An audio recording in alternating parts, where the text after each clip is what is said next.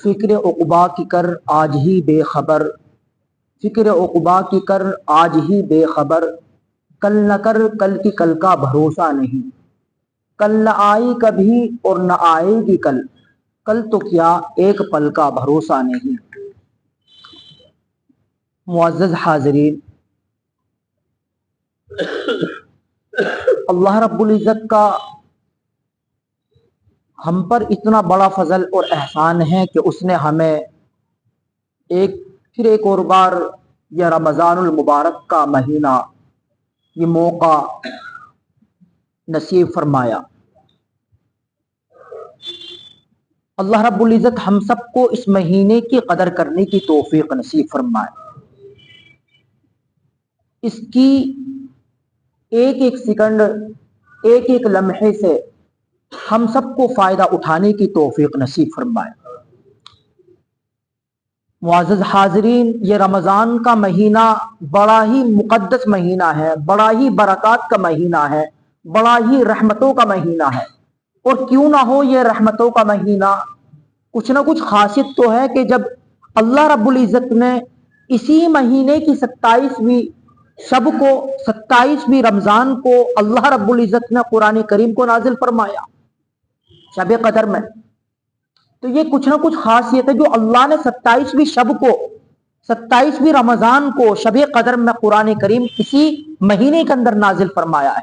اس کی کچھ خصوصیت ہے، بلکہ صرف قرآن کریم نہیں، بلکہ یہاں تک کتابوں کے اندر لکھا ہے کہ جتنی بھی آسمانی کتابیں ہیں، تمام کی تمام آسمانی کتابیں اللہ نے رمضان المبارک کے اندر ہی نازل فرمائی، کسی کو 4 کے اندر تو کسی کو 27 کے اندر، غرض یہ کہ ساری آسمانی کتابیں رمضان میں ہی نازل ہوئی ہیں۔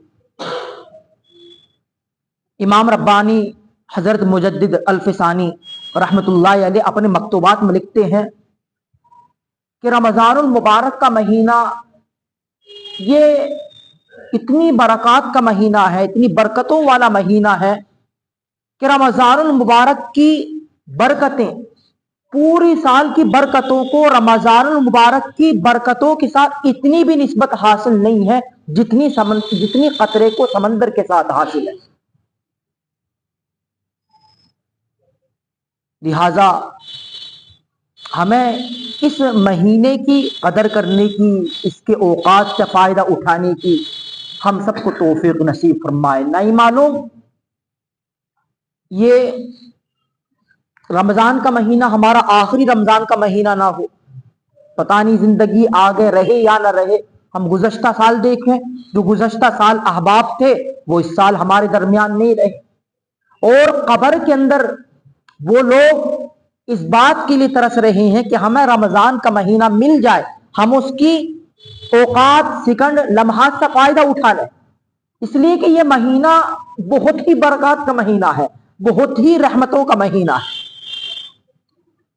صحابہ کرام فرماتے تھے کہ ہم نے اللہ کے نبی صلی اللہ علیہ وسلم کو رمضان المبارک کے اندر 3 اعمال کے اندر زیادہ دیکھا ہے، 3 اعمال کے اندر۔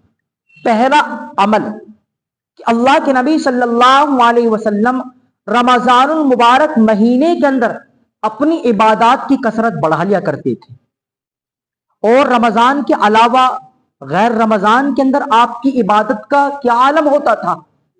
حدیث شریف کے اندر آتا ہے حتی یتورمت قدما، آپ علیہ الصلوۃ والسلام اتنی عبادتیں فرماتے تھے کہ آپ کے قدم مبارک پر ورم آ جاتا تھا۔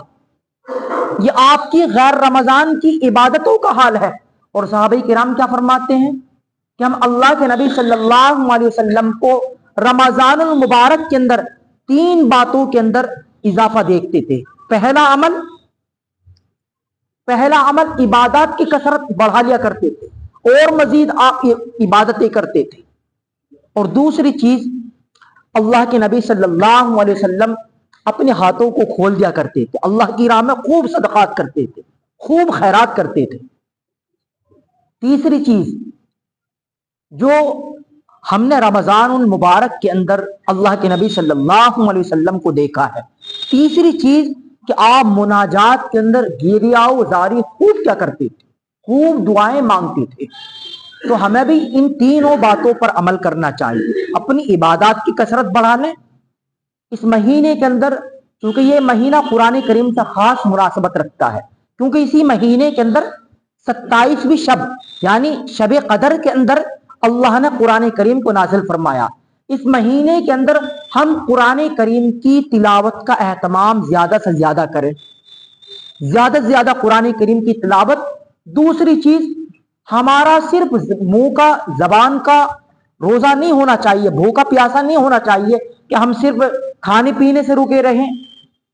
ہمارا روزہ صرف اس حد تک محدود نہ ہو، بلکہ ہماری آنکھ بھی روزے دار ہو، ہمارے کان بھی روزے دار ہو۔ آنکھ سے مطلب یہ ہے کہ ہم کچھ گناہ کے کام نہ دیکھیں، کان کے روزے دار کا مطلب یہ ہے کہ کانوں سے ہم کوئی غیبت نہ سنیں، گانے نہ سنیں، گناہ والے اعمال نہ سنیں، اور ہماری شرمگاہ بھی روزے دار رہے، ہمارے ہاتھ بھی روزے دار رہیں۔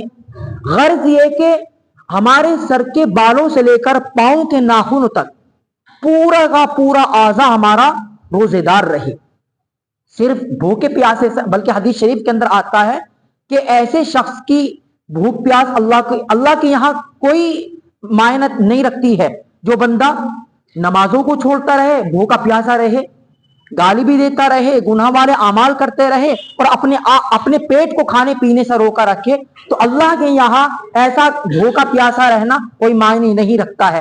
ایسے شخص کا روزہ اللہ کے یہاں مقبول نہیں ہے۔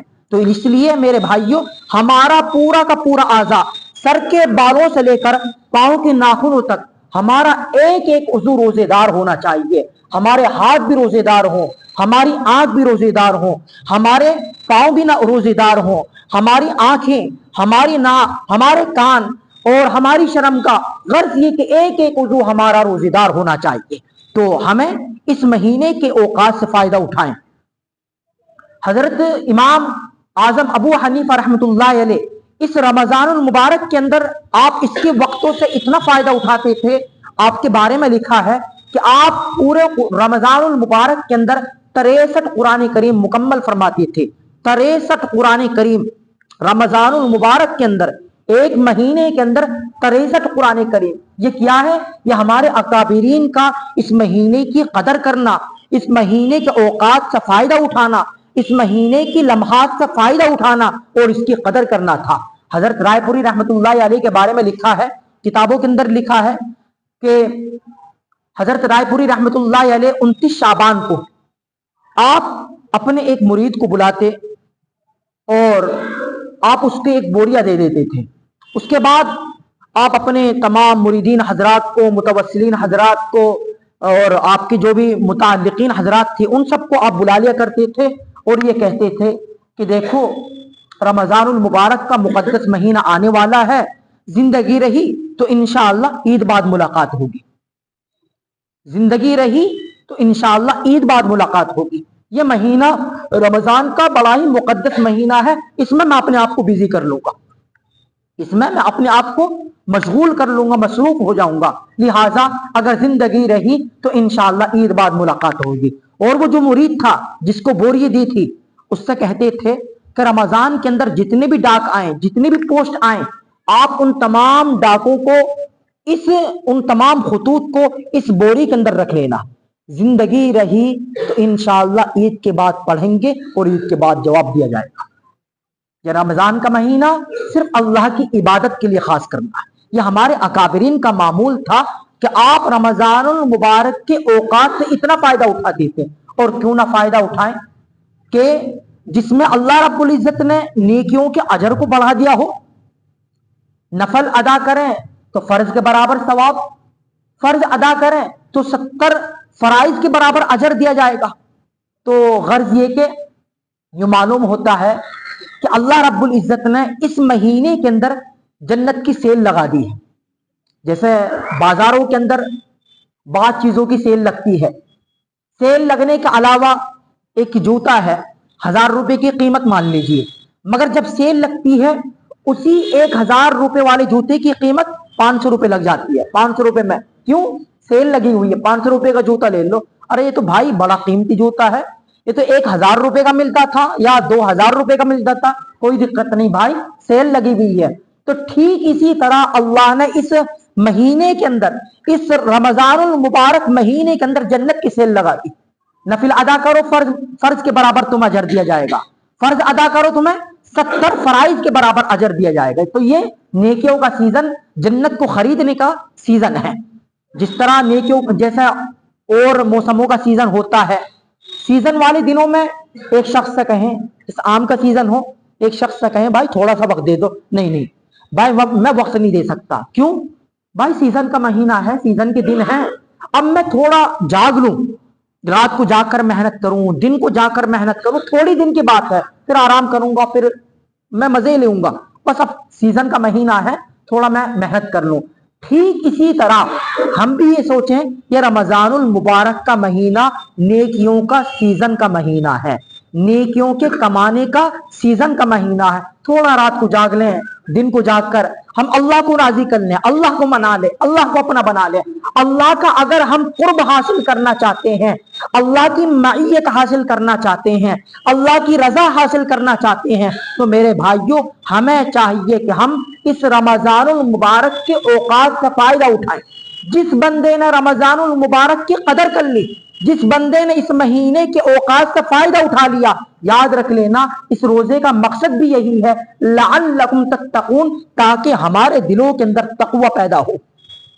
इस रोजे का मकसद क्या है? कुरान करीम के अंदर अल्लाह रब्बुल इज्जत ने फरमाया इस रोजे का मकसद भी यही है ताकि तुम्हारे अंदर तकवा पैदा हो जाए, ताकि तुम्हारे अंदर परहेजगारी पैदा हो जाए। तो इसलिए मेरे भाइयों, अगर हम चाहते हैं हम मुत्तकी बने, अल्लाह रब्बुल इज्जत का कुर्ब हासिल करें, हम अपनी मग़फ़िरत कराएं, तो मेरे भाइयों हमें चाहिए कि हम इस महीने को आम दिनों की तरह ना गंवाएं, इस महीने को आम दिनों की तरह यूं ही फजूलियात में खर्च ना करें। एक महीना बस अल्लाह की रजा के लिए आप वक्फ कर दो, हम भी वक्फ करेंगे। एक महीना अल्लाह रब्बुल इज्जत की रजा के लिए हम वक्फ कर दें, रात दिन अल्लाह को राजी करेंगे, रात दिन मग़फ़िरत की तरह हम दुआएं करेंगे, रात दिन हम मुनाजात करेंगे। हदीस शरीफ के अंदर आता है कि इस रोजेदार का मकाम अल्लाह के यहाँ इतना बड़ा मकाम मर्तबा है कि रोजेदार बंदा कि जिसके लिए हवाओं के अंदर परिंदे मग़फ़िरत की दुआएं कर रही हैं, कि जिसके लिए बिलों के अंदर चींटियां मग़फ़िरत की दुआएं कर रही हैं, कि जिस रोजेदार के लिए समंदर के अंदर तैरने वाली मछलियां मग़फ़िरत की दुआएं कर रही हैं, और इसका मकाम, इसका मर्तबा अल्लाह के यहाँ इतना बड़ा मकाम है कि जब ये रोजेदार बंदा दुआ मांगता है तो इसकी दुआ पर आमीन फरिश्ते कहते हैं। ये इसलिए कि इस रोजे का मकाम मर्तबा, इस रोजेदार का मकाम मर्तबा अल्लाह के यहाँ बहुत बड़ा मकाम है कि जिसकी वजह से इसकी दुआ पर आमीन और लब्बैक कहने वाले फरिश्ते हैं। और इफ्तारी के वक्त मांगी गई दुआ अल्लाह रद्द नहीं करते हैं। हदीस शरीफ के अंदर आता है रोजेदार बंदा जब इफ्तार के वक्त दुआ मांगता है, अल्लाह उसकी दुआ को रद्द नहीं फरमाते हैं, उसकी दुआ कबूल फरमाते हैं। मगर अफसोस सद अफसोस, आज हमारी बहनें, हमारी माएँ कभी सब्जी बनाने में मसरूफ हैं, कभी फ्रूट चाट बनाने में मसरूफ हैं, पकौड़ी करने में मसरूफ हैं।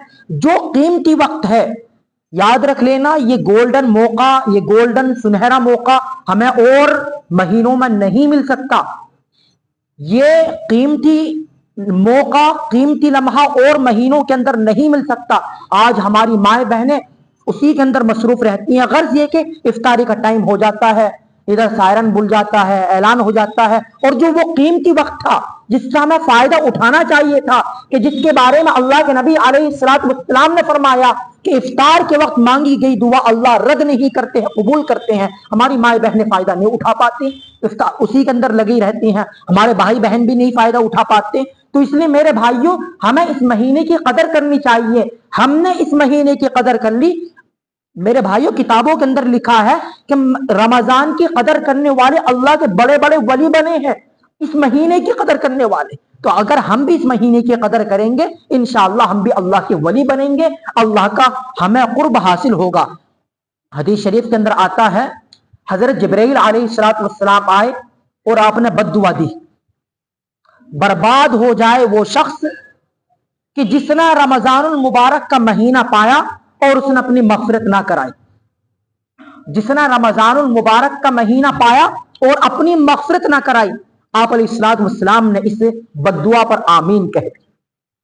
ایک فرشتہ، پھر فرشتوں میں بھی جو سردار ہیں، فرشتوں کے سردار حضرت جبرائیل علیہ الصلوۃ والسلام، پھر ایک فرشتے کی بد دعا ہی کیا کم تھی، پھر اس بد دعا پر مہر اور ٹھپا لگا دینا، آمین کی مہر لگا دینا.